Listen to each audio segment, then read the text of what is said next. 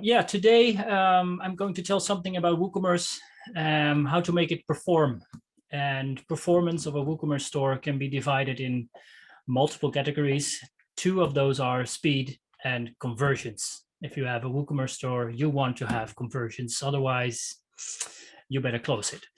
So I would like to add a little bit to the introduction that Bruno did. I'm part of the organizing team for WordCamp the Netherlands this year. It's in 15th and 16th of September. There are still a few tickets left. So if you have room in your agenda to come to Holland the 15th and 16th, so that's next week, I'll be happy to see you there. So far the commercial for WordCamp the Netherlands.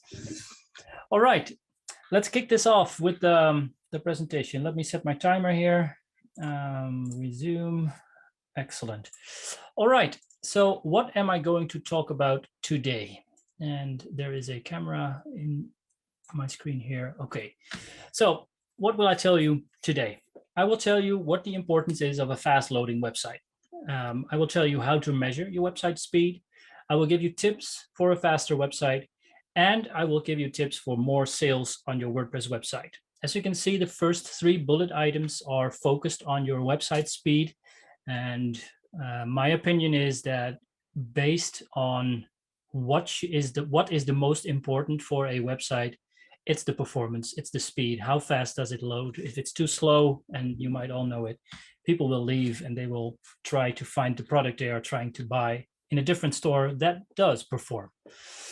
So what is actually the importance, what is actually the performance, the importance of a fast loading website? There are a few, and one of those is that your visitors, your clients will love it. You've probably experienced it yourself if you are on a bad connection or a slow connection, that websites don't operate as fast as you would like them to load. That's if you're just looking for information. Okay, you might have a bit more time. If you want to buy a product and you know exactly what to buy, you want to do that as fast as possible and as quickly as possible so you can get on with whatever you want to do. Also, search engines, one of the biggest ones is of course Google. They use the speed or the performance of your website as a ranking factor. So if you would score like the same level of a competitor and the competitor has a faster website, their search engine results will show up on the page very higher than your own position. So basically, if you have a slower website, your rankings will dive down and people will not find you anymore through search engines. The other item that I want to discuss is conversions and sales. If your WordPress site is fast, people can find products fast, can read descriptions of products, can see pictures of them, and that improves your conversions or sales. What we mean.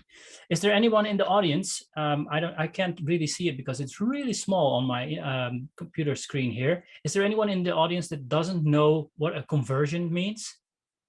I also asked this question on Twitter.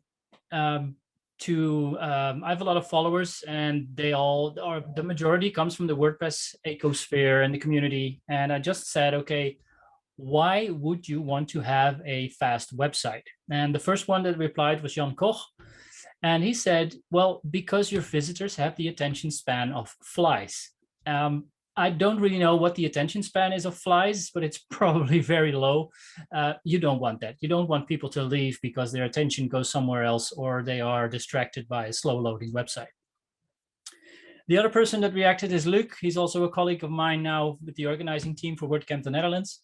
And he said, well, it's the first thing your user experiences when loading a website. So you should be including the user experience part in your design. It should be in the core of a design process. Make a website as fast as possible. Otherwise, you're going to be in trouble. And the last one is from Taco. Taco works for Yoast. Some of you might know that company of their famous plugin, Yoast SEO. Yoast or Taco, he said, well, basically every millisecond less to load your website means less wasted time on the machine loading it, which means less energy. And his conclusion is a faster website means helping reduce carbon footprint. It goes a bit far, but if we can all make sure our website processing uses less energy, that's what happens. So that's a good point also.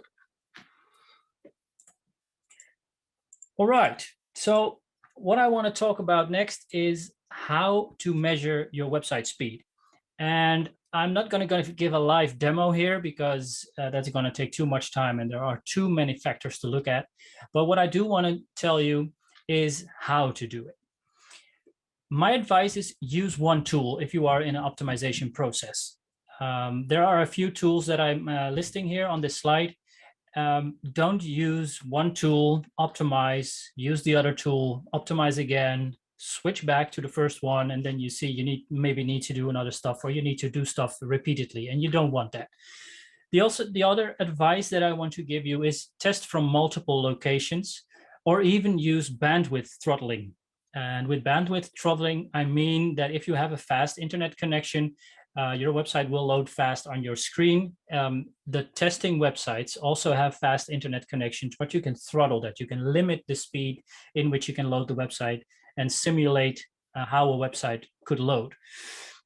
So there are 3 tools that I mentioned here. It's GTmetrix.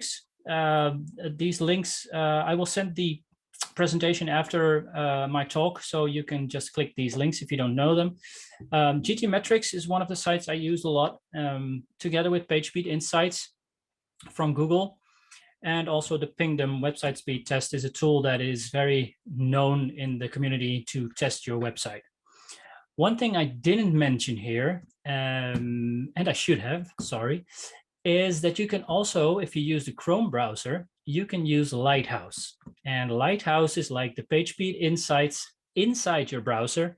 And I know you can change a lot of parameters about what device is used, like a mobile device or a tablet or a desktop. And you can also use the bandwidth throttling variable. So you can say, okay, I'm on an old phone line and I have very slow internet speed, and then you can see what your website does with those kind of speeds. And that can really help, because sometimes people sit in an airplane. I saw that yesterday somewhere, a lot of people going to WordCamp US, and they had internet in the airplane, but that's not as fast as on Earth.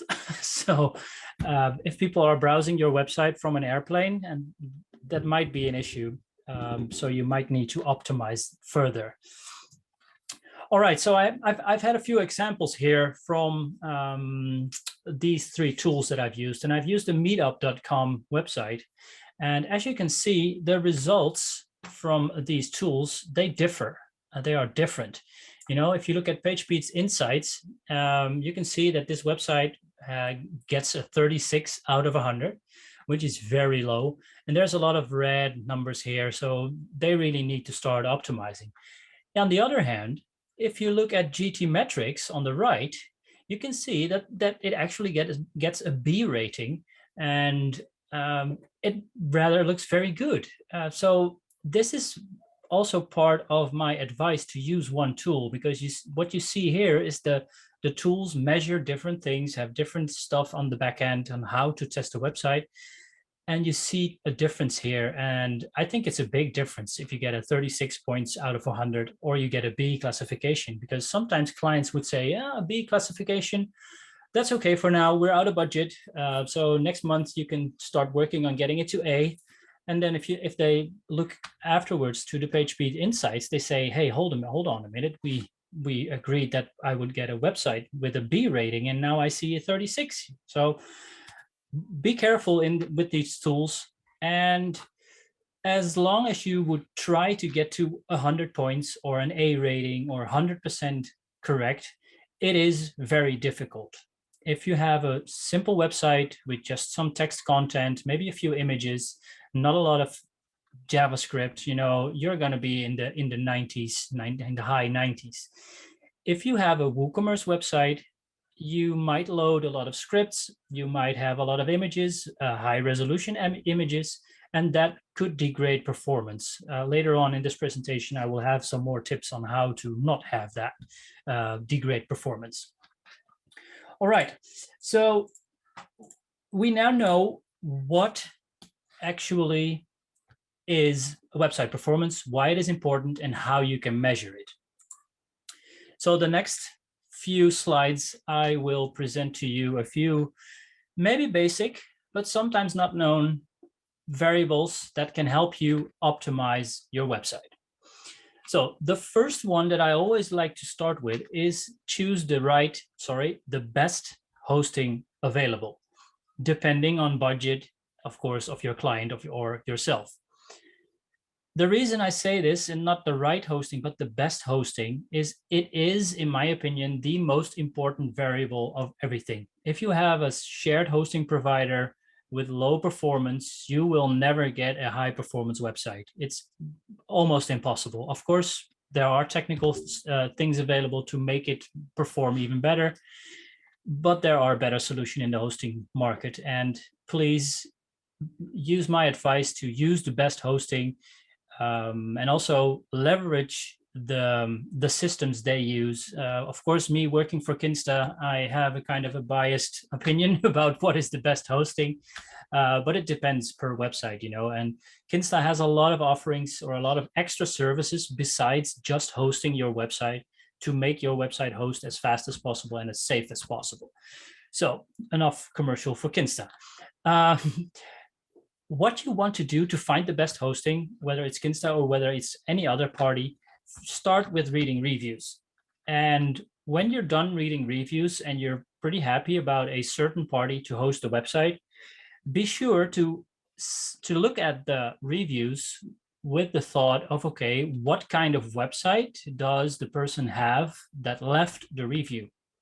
If someone has a very small, non-complex website and they're using a shared hosting provider or just a basic, cheap hosting provider, they might have a very good experiences. But if you come along with your complex WooCommerce website, it might be a total different story.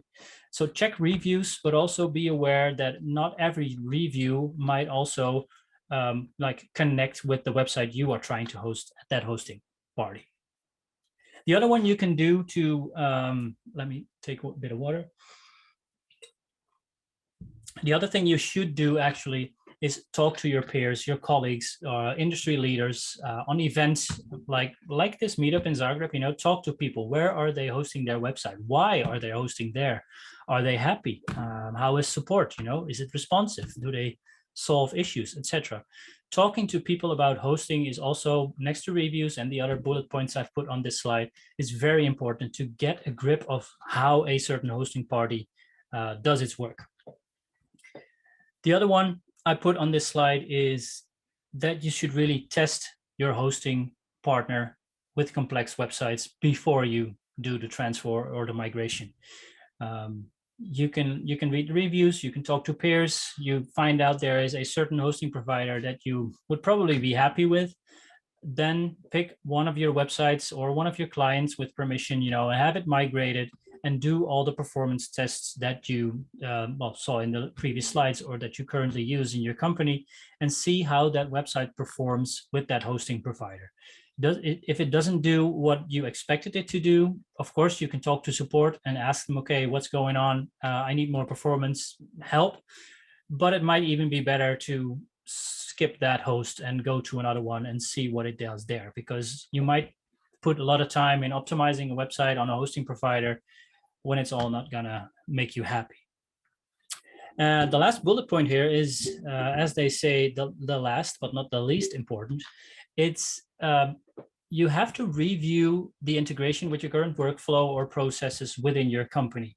If you have a development team that has a certain manner of working with your websites, with deployment strategies, with a test environment, or even multiple test environments, or an acceptation environment, if your hosting provider does not supply these kinds of services, you might be in trouble there because you have to do it yourself. So take that into consideration if you choose the right or the best hosting partner for your websites of your client or for yourself. The other thing, number 2, actually, is caching. Well, we all know what caching is. And there are basically 3 types of caching you can arrange with WordPress and of course WooCommerce. You can cache at server level, you can cache with a plugin, or you can use different solutions to provide you with object cache. I will try to explain to you, I will not try, I will explain to you how these cache mechanisms can help your website perform faster. We start at the caching at server level. Again, Kinsta as an example, we use caching at server level. We have our platform optimized so that we have bytecode cache, we have object cache, page cache, and CDN cache. What bytecode cache does, it actually keeps the PHP code in system processable data in cache. So the PHP code doesn't have to be compiled again or processed. It can be used because it's already available in bytecode.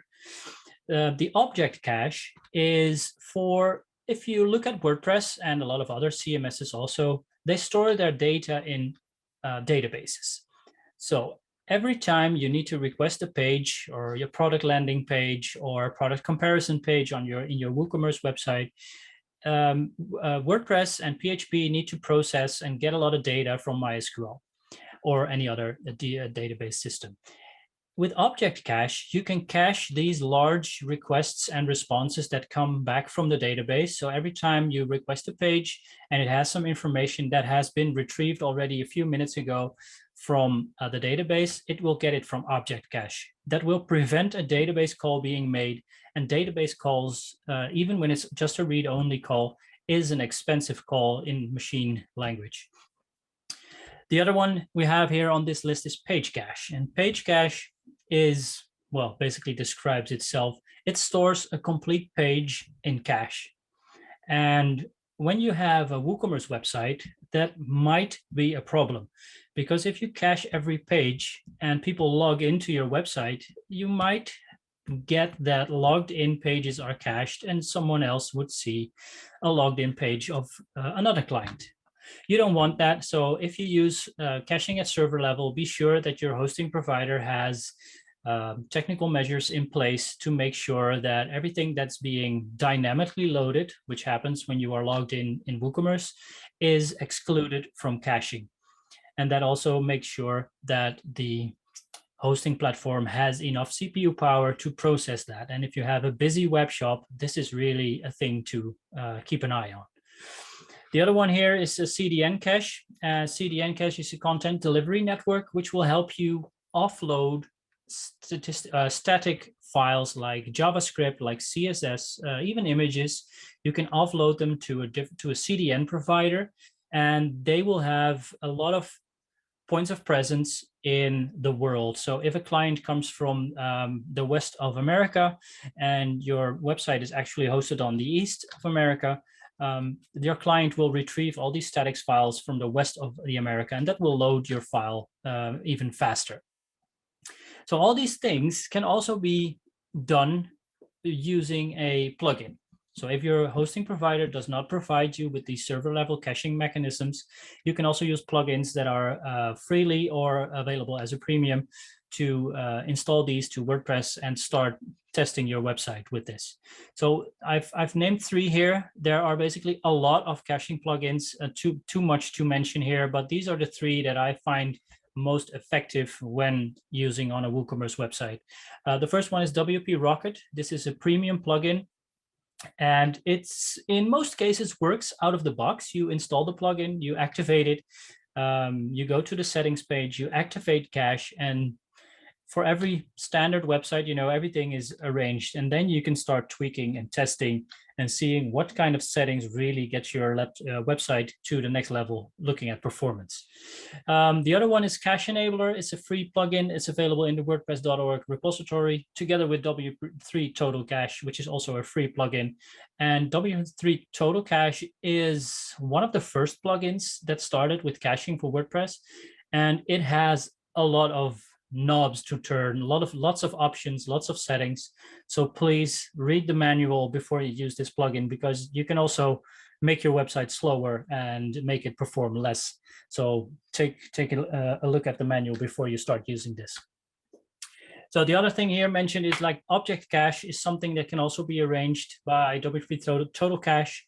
And you can also use platforms outside of WordPress, but they should be present on your hosting platform to make sure object cache is done on your server. And these two are Redis and memcached, which can be activated by your hosting provider, or if you have the ability to do it, you can install it yourself if you have SSH access to your hosting platform.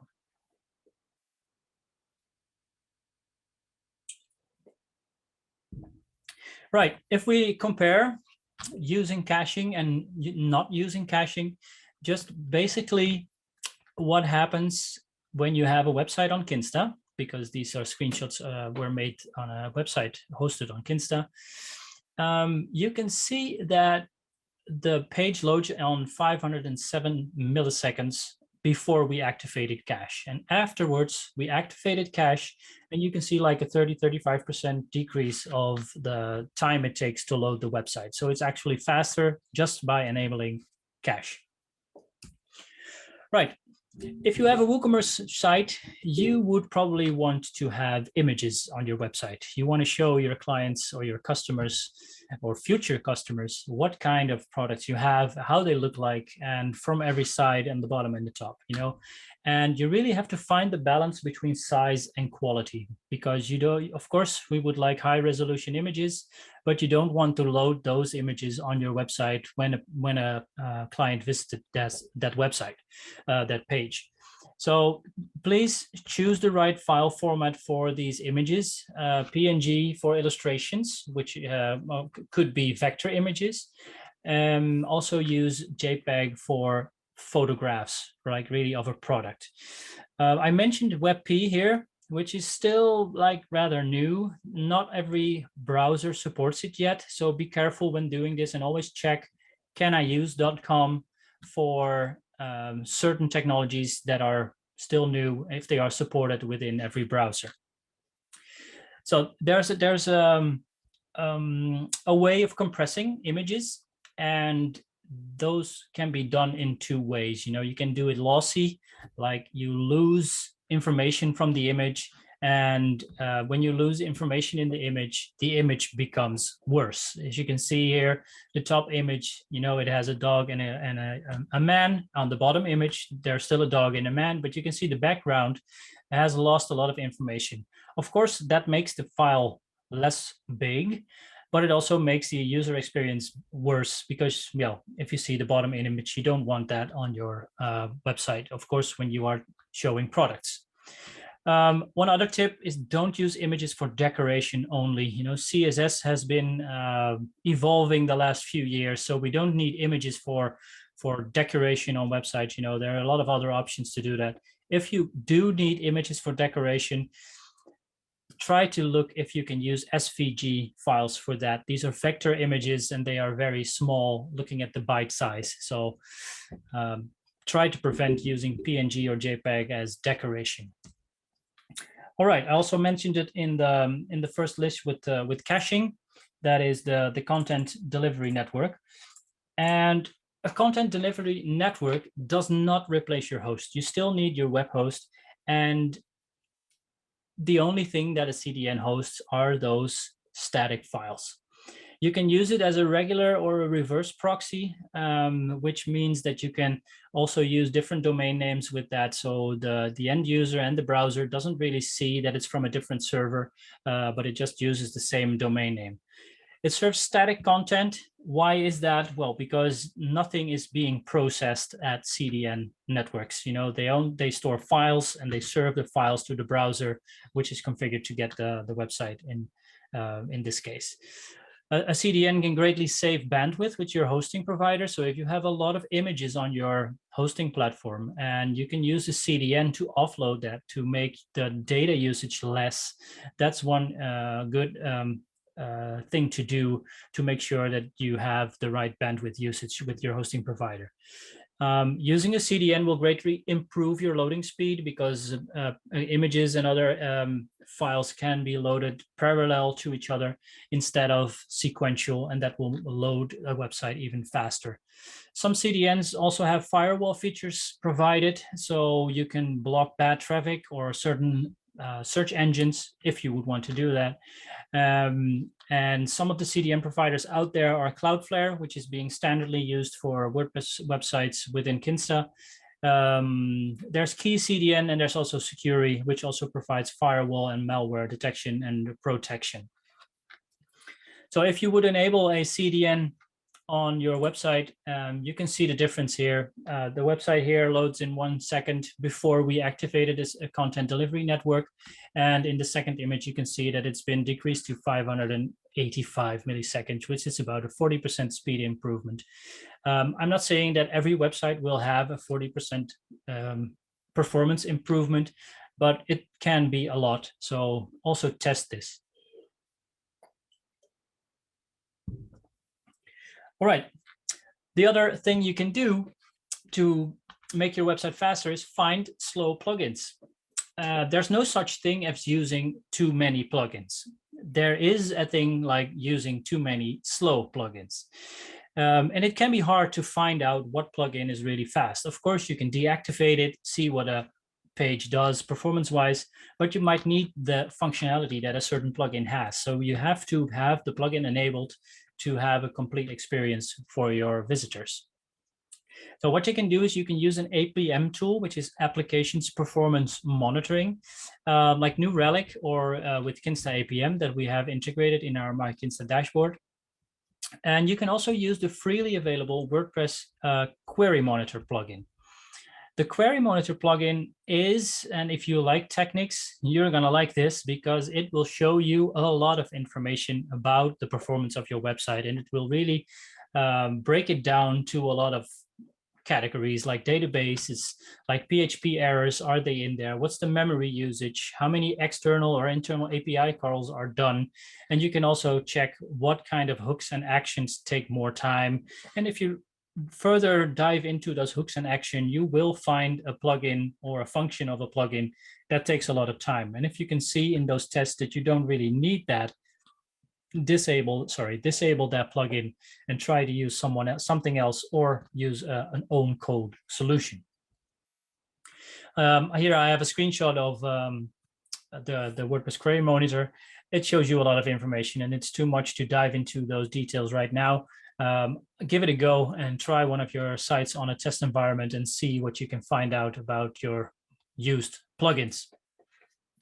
So for this part, and I'm nicely on track, 27 minutes.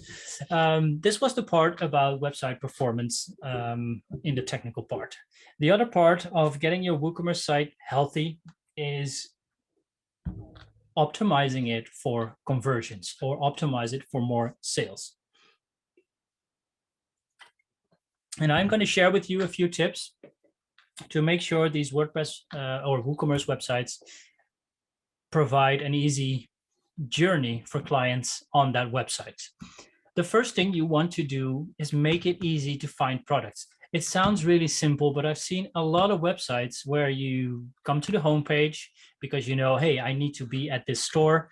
You go to the homepage and you want to find a certain product. You look in the menu, you can find it. You look for the search box, but it's nowhere to find. I don't get it, you know. Make sure it's easy to find products. What you can do is categorize your products and use those categories in a simple and clear menu structure. It depends on the industry your products are in. I will show an example after this slide of some website who does a really good job of how it's done. Also use product filters. You know, if you're looking for washing machines, you might want to find a washing machine that has a very high rating for the environment or for energy usage. You can select that in the product filter. If you don't have a product filter, or you have like weird product filters like the color of a washing machine, okay, some might not like a white one, but the most of them are white, so it's not going to be handy to put that in there as a product filter, which goes for a lot of other products out there that would not use a color or a size because it doesn't really matter. Last here is the search function. Make that available on your website without people needing to click a button to go to a search function. You know, have a search box somewhere on the site within reach so people can focus on that field and start typing to find a product they need. Here you can see an example of Coolblue, which is an online store here, which basically sells everything which has like a power cord, whether it's for domains or for batteries or whatever, all kinds of electric stuff. And I've highlighted the computers. This is the menu you see here. And you can see the view all categories, and you can see all the categories of products they have. I've highlighted the computers and tablets part, and you can quickly see that it shows like a mega menu with all kinds of categories within this category. You can find gaming laptops, headsets, you can find external SSDs, it's all there. And of course, there are more categories, but you can dive into that very easily. Also, you can see here that the search box is present on every page within the header of the website. It's just there. You know, when you are on their website, you are looking for something, and Coolblue really knows how to make the user experience best here. So you can search for a product whenever you like, wherever you are on the website. The other one is use high quality images. Of course, I said a few slides back that for website performance, you need to use images that are optimized, that are as small as possible byte-wise. But if you have a website which sells products, people want to see your product. They want to see in detail what the product looks like, because they want to have the same experience they would have in a physical store. You know, if I'm going to buy a new stereo, do people still buy stereos? I don't know, but supposedly, if I want to buy a Sonos speaker, everybody has that, right? I want to see what it looks like. And if I'm in a store, I want to hold on to it. I want to look at it. I want to turn it around and see what it is. And people want to do that on a website too. So use multiple angles for pictures, you know, even show the bottom, the back. It might not be important for you, but for clients, it might be very important. And if possible, also show the product in use, which might be weird if you have a Sonos, because you won't see if it's in use or not, because yeah, there's just a few LED lights on there. But if you're selling like a shaving equipment for men, you might want to show them use the shaving equipment on their face, you know, so they can see how large it is comparable to a face.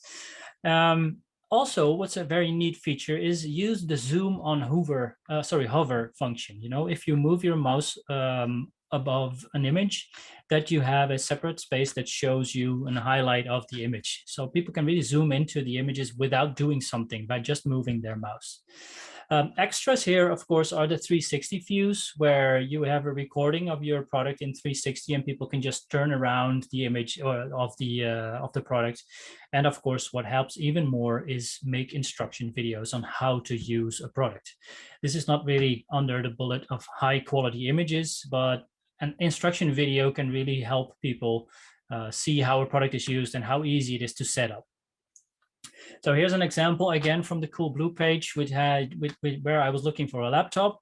I didn't buy it though, because I'm getting another one.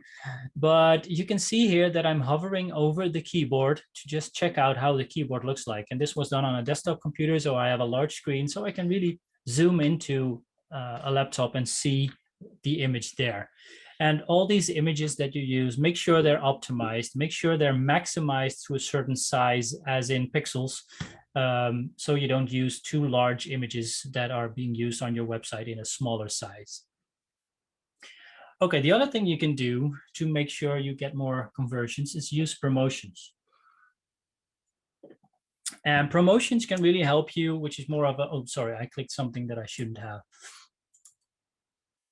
There we are. To use promotions, they can really take your sales to another level. The first thing I want to say is be honest, because if you are going to use urgency at your product, like we have a few days left until this is not sold anymore, or there are only 3 products left, so be quick before you, so if you want one. Be honest with this. I've seen a lot of websites who like make things up and add this to products so that people see it and want to buy a product. But then if you get back to the website and 2 weeks later, the product is still there and there's only two left, so be honest there. It might help. And you can also use flash sales for that. And flash sale is something that you have something for a sale price for like 2 days. We have this sale for 2 days. Be quick and buy this product. Also, personal recommendations, and that comes in when you have a profile, or when visitors have a profile on your website and they are returning shoppers. You can recommend them products based on the products they have bought, but you should also have like a person managing that process. You don't want to be a website that automatically adds recommendations, because recommendations done automatically could go wrong. And if I've just bought a laptop on a website, when I log in the next time, it might recommend me another laptop, but I've already bought one, so I need some other stuff, maybe a laptop bag or an external mouse or whatever. The other things you can do is popular products and multi-purchase deals, which means that you combine products within a deal. So if someone is going to buy a camera, they might need a camera bag, or they might need other lenses, combine that in deals and make sure people can buy that easily. The fourth one, sorry, English is not my first language, so sorry there is how to build trust on your website. People want to buy on a website that at least has HTTPS protection. That's basic knowledge for every WooCommerce site owner. But you also want your website to be trustworthy on the first impression. So make sure the website looks good. Make sure everything works. If it doesn't, people are not going to buy stuff on your website. Also, the reviews, which I told you in the hosting part, also for products, is very important. I recently bought a new cooking deck for my which is electric. We used to have gas, but as we all know, gas is going to be very expensive, or already is. So I replaced that, and I really read a lot of reviews about which one to use and how handy it was, how easily it was to clean, those kind of things. And you want to have that on your website. Also, be transparent about your company. If you sell something and you have some kind of nice name for your company, which doesn't have a physical location, that's not as much of a problem. But people really want to know who's behind that shop. Do you have a team of people? Show those people, show what they do, show the organization, show stuff from your magazine or your storage area where you keep the products, those kind of things. And accessibility. Of course, if you have a physical shop, you want people with wheelchairs or people who have visual disabilities. You want them to be as comfortable in your store, and you want to do that online too. So make sure you use alt text, you use the right navigation, and try to test your website with a screen reader. And for those of you who don't know what a screen reader is something that visually challenged people, they use a screen reader to read what is on the screen. So if a screen reader would read this slide, it would say, for build trust, first impression, well, etc. I'm not going to read the slide, but that's what happens. If that doesn't work on your website, people cannot use your website, and that it would not be nice also for your conversions. So this concludes all my tips I had for you to share on this subject. So I'm very curious to hear if there are any questions about the stuff I told you, or if there are any questions about stuff that I didn't tell you, because I might have knowledge that can help you there. So I think I'm going to close my screen now, the screen share. And yeah, I clicked on here. Maybe this is one addition before we do the questions. If you need some more knowledge about how to speed up your WordPress site or optimize your WooCommerce store, we have some courses here which are available on Kinsta Academy. They are free. You just need to register with your email address and you can follow free courses. So I will stop sharing my screen right now so I can see the audience and see if you have any questions. Stop share. There we are. Okay, great. Excellent. Thanks, Marcel, for that. I'm going to jump in immediately to questions because we have a bunch of them on the Zoom. So Igor Vidakovic wants to know, can you recommend any easy setup solution for testing the hosting performance with load test so that you can see how the hosting is performing under heavy load? That's a good point. There are tools out there. I don't know the name anymore because I haven't used them anymore. There are tools out there that you can externally use or run it even on your own computer, and do a load test on your website. Be sure to first contact your hosting provider and ask them that you want to do a load test, because there are providers out there that say, hey, we don't want you to load test website because it might be a problem on our hosting platform. That could be a red flag. It could also be that hosting providers have an optimization in place that is going to be circumvented by using a load tester. So be sure to test with your hosting provider if a load tester is allowed to use. And yes, if it is, use it, definitely. Thank you. So he has another one for you. Is CDN needed in case you only sell products in country where your hosting is and you are not planning to expand to other countries? That's I see it's a longer question. I will first answer this one. A CDN might also be a big performance increase then, because if I look in the Netherlands, we are of course a very small geographically country. We have the data center of Kinsta in the very north of the country. So if people are somewhere in the south of the country and we have a CDN that has a server park in Amsterdam, they might save a few milliseconds in loading those images from the CDN center, which is closer to them physically. So yeah, it will help if your audience is in the same country as where your website is stored. Okay, so Igor continues. Is there any benefit for Google speed indexing, since it probably does crawl the site from servers in some remote country, based that your hosting is in a smaller country like Croatia? Also, can CDN have a negative effect on the speed on the site, since CDN may not have the server in some smaller countries where is your site customer are primarily based? Yes, these are two separate questions. Let me read the first one. Is there any benefits for Google speed indexing, since it probably does crawl the site from servers in some remote countries? I don't really know the answer to that. You know, Google has a lot of places where it launches the crawler from. So the performance of your website might differ depending on the location where the crawler is used. And as for your other question about if a CDN can have a negative impact on your website, I don't think I can exclude that. It might be possible. And the only way to figure out if that happens is test your website. Is test it with tools that are available, and test it with a tool that can use a different location. So if you have a CDN used and you know it's not present in a certain area, please use the website test tool for that area and see what it does to the performance. And in that way, you can find out if it has a negative effect. So hopefully, Igor, I have answered all your questions to your satisfaction. And if not, please let us know in the chat. Exactly. So do you guys here have some questions for Marcel? Okay. I'm going to give you the mic. Hi. So Hello. This is a rare and unique opportunity to speak with someone from Kinsta. I used Kinsta only on one project, I guess. It was hsm360.com.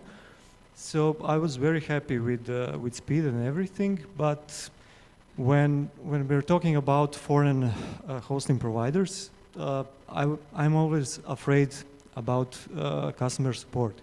So I always have to wait somewhere in the chat or something like this. But when we are working with local providers, we can call them directly on phone and ask them directly. And always support locally is better, because they will always install some custom packages for PHP or something like that.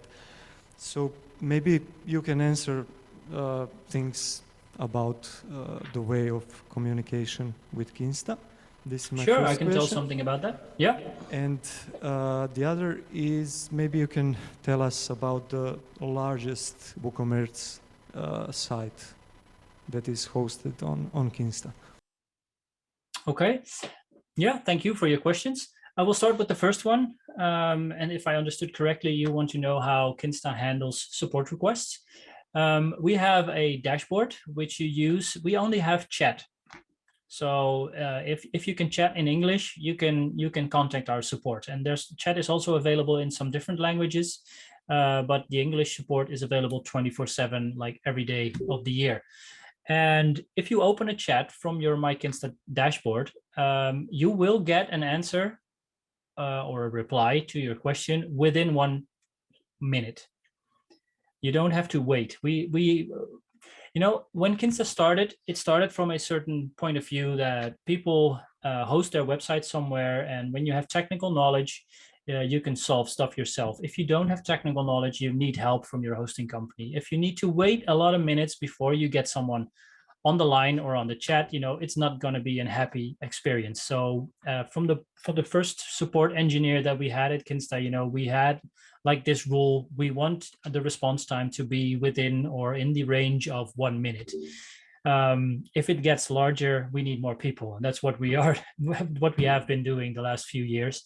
So when you get into the chat, you chat to one of our support engineers, and they will help you solve the problem until it is really solved. So they will not send you to second level or to third level support. They will be your main contact. And if they need more information from another colleague, they will contact that colleague, and they will not push it back to you and say, hey, you need to get to that department to have your solution. So in that way, we try to get everybody happy as fast as possible. Does that answer your question? Yes, but I Excellent. will talk with guys from Neuralab, so maybe they can tell us firsthand experience. They will probably have experience with our support team, yes, and I hope their story will fit what I just told. The other question you had is, what is the largest WooCommerce store we have on Kinsta? To be honest, I don't really know what is the largest one. I do know that we have some references on our kinsta.com /clients page. So you can browse that page, and there's a lot of websites, also larger websites. And I believe there are some websites in there that were on Shark Tank, which is a large American show, which provided a lot of traffic to their site. So I invite you to take a look at that site page and see if you can find some references in the WooCommerce market. If you can't, please contact me, and I will try to find if we have customers that are willing to share that they are hosting on Kinsta and willing to share the information with you. Okay, thank you. All right, thanks for the questions. Thanks. So I have one. What should a WooCommerce team do to enable scaling Woo natively and to accommodate larger enterprise use cases? What should they do? If I would have an easy question to this answer, I would be in the WooCommerce team right now. No, no, to be honest, WooCommerce has grown the last year to a highly complex, not at all times optimized platform. And you really have to have a good team of people to be able to have a WooCommerce site scale to like millions of visitors a month, those kind of things. You want to have the right hosting partner to support that, and there are lots of variables that need to be taken into consideration to make sure you get the best out of WooCommerce at all. So I hope that answers your question, or you might specify some other things that I might have an answer to. Okay. Do we have more questions from the audience?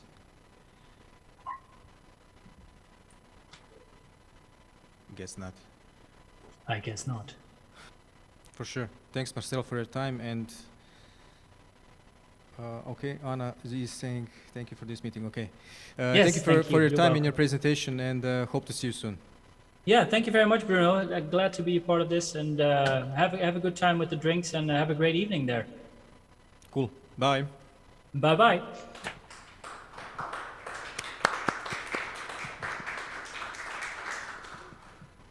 Thank you.